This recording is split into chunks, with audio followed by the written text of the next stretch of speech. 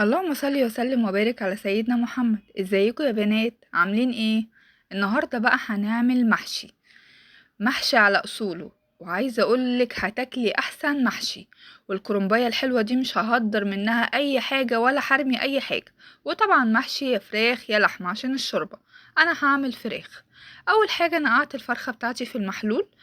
وهمسك الكوسه دي، انا غسلتها كويس اهي. هقورها كويس. خش على النار بقى. شويه زيت حلوين كده يا قمر. وهحط عليهم معلقه زبده كبيره. تمام، عندك سمنه حطي اللي انت عايزاه. بس هنا توصي بالزيت والسمنه. يعني توصي بالحاجه الماده الدهنيه عشان خاطر انا مش هحط في الخلطه بتاعتي. انا دلوقتي انا بحط الايه الماده الدهنيه في قلب ال- اللي انا بعمله ده. تمام. هنا حطيت بصل حوالي 4 بصلات كده حلوين. وطبعا بصل فانا بحب احط له معلقه سكر عشان يتكرمل معايا. ولمجرد ما احس اللي هو اصفر، انا محبش ادبله قوي. بحط معلقه توم زي ما احنا شايفين كده. وتقليبه حلوه. تمام. وبعد كده هنزل بقى بالطماطم بتاعتي. عايزه اقولك التخديعه دي بتبقى تحفه، بتبقى جباره للمحشي. تمام. الطماطم بتاعتي بقى اللي انا هنزل بيها دي، انا طبعا مش حاطه فيها ميه، عشان كده شايفين القوام بتاعها تقيل. اللهم بارك. حطيت الطماطم. حوالي كيلو طماطم. البهارات بقى بتاعتي ملح فلفل اسمر ال7 بهارات كمون، وانا حاطه شطه وهحط كمان معلقه هريسه. عشان انا بحبه سبايسي، مش عايزاه سبايسي ما تحطيش الهريسه ولا الشطه. واديله تقليبه حلوه، واحط برضو معلقه توم تانية تكون نية ما تشوحتش غير الاولانيه. لمجرد ما بتتسبك معايا انا بنزل بالخضره بتاعتي. وبطفي عليها على طول عشان الخضره ما تتبلش معايا. المية بقى بتاعت سلق الكرومبة انا بحط فيها شوية كمون كده، ما بحطش ملح عشان ما تتهريش معايا.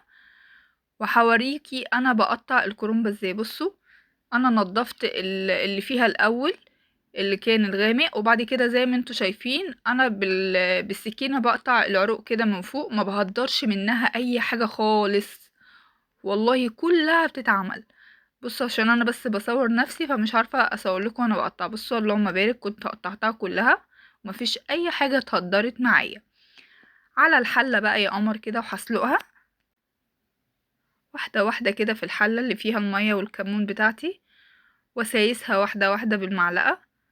تمام، عشان ما تتكسرش معايا. زي ما احنا شايفين كده. وهطلعها على المصفى وهتشوفوا الورقه بتاعتها زي العسل. انا ما بحطهاش كتير، بكترها كده دقيقه معايا، دقيقتين بالكتير قوي. ببقى واقفه طبعا متابعاها وشايفاها. بصوا، اللهم بارك، شايفين الورق بتاعي حلو مش مهري ازاي. ومتماسك وجميل زي العسل.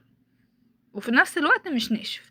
التخديعه بتاعتي بقى هنزل بيها على الرز. عايزه اقول لكم ريحتها جباره. كنت هنا جهزت بقى التخديعه والرز، وهبتدي انا حشيت هنا الكوسه وحشيت الطماطم. وبحط معلقه زبده كده على الوش زي ما احنا شايفين. وانزل بقى بايه حبه شوربه. تمام، وهغطي عليها. نفس الكلام الكرنب. وزعت كده معلقة كبيرة من الزبدة. وبنزل بالشوربة وههز الحلة عشان خاطر الشوربة تبقى تحت وفوق. وبطبق كده زي ما احنا شايفين مفلطح احطه. بص بقى يا قمر، بص اللي اتبقى من الكرنبة بتاعتي العروق اللي هي التخينة، انا عملت فيها ايه؟ شوية ملح وشوية كمون، دي انا سلقاها عادي مع الكرنبة. وزي ما احنا شايفين حبة توم وحبة هريسة. وقلبي وكلي احلى مخلل في ساعتها وشوية خل. بص، عايزة اقول لكم طعمه تحفة. بيتنسف نسف كده. هنا اللهم بارك كانت الحاجة بتاعتي استوت. هبتدي افضيها، هتشوفي بقى الجمال كله. بصوا، اللهم صل على النبي، كل واحدة متماسكة ازاي. ومفيش حاجة لزقت في الحلة بتاعتي. هفضي كل حاجة بقى كده. وكان عايزة اقول لكم طعمه جبار ومستوي وزي العسل. اللي في الحلة ده بقيته انا ما فضيتهوش، يعني قلت كفاية كده. بس ما فيش اي حاجة لزقت. بصوا مستوي ازاي والخلطة فيه جبارة. متنسوش بقى يا حبايبي اللايك والشير.